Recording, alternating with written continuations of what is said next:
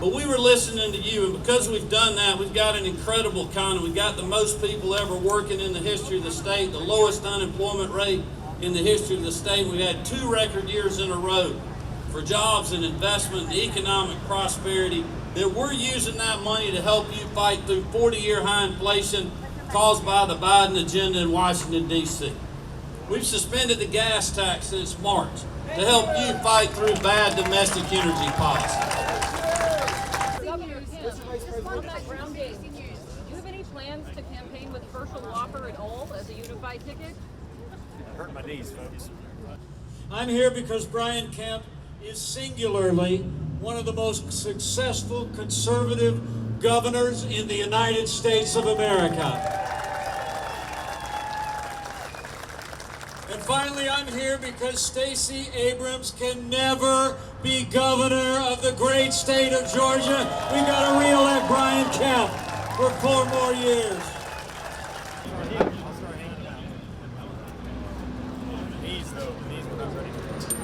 There is no question that Governor Brian Kemp, by focusing on the values of the people of Georgia, the priorities, the policies that will make Georgia more secure and more prosperous, has struck a deep chord with the people of this state.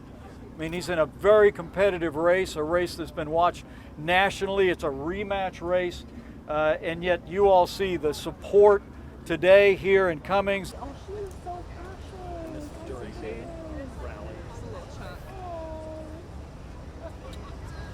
We lost, I think, the 2020 race because we didn't have a good ground game in the state, and we have one now, but we're not finished with that. We've got to finish working the rest of the week all the way through when the polls close on Tuesday.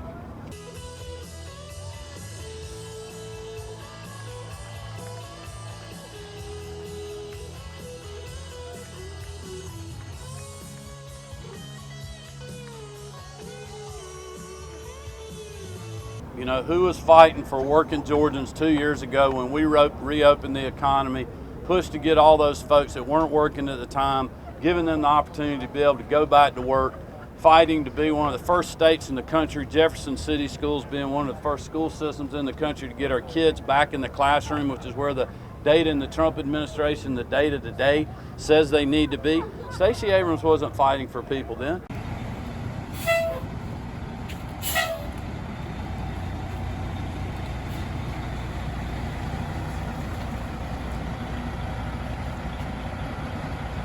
On the side. See that little scratch in the bottom of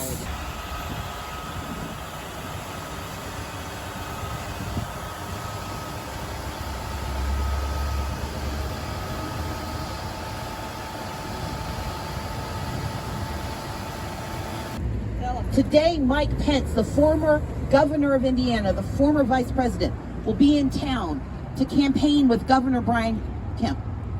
Mike Pence expanded Medicaid in the state of Indiana, created more than 30,000 jobs, and that state did not lose 6 hospitals in the last 4 years.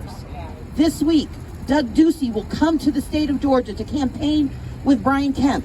He ran for office, I believe, saying that he was going to reverse Medicaid expansion, which his Republican predecessor accepted. And then he quietly decided not to reverse it because he realized it was working. Chris Christie expanded Medicaid in the state of New Jersey. New Jersey got 50,000 new jobs, and they did not lose 6 hospitals in the last 4 years. The only state that will be represented in this conversation where the loss is so severe that there is nowhere to go is Georgia, because Brian Kemp has failed as governor.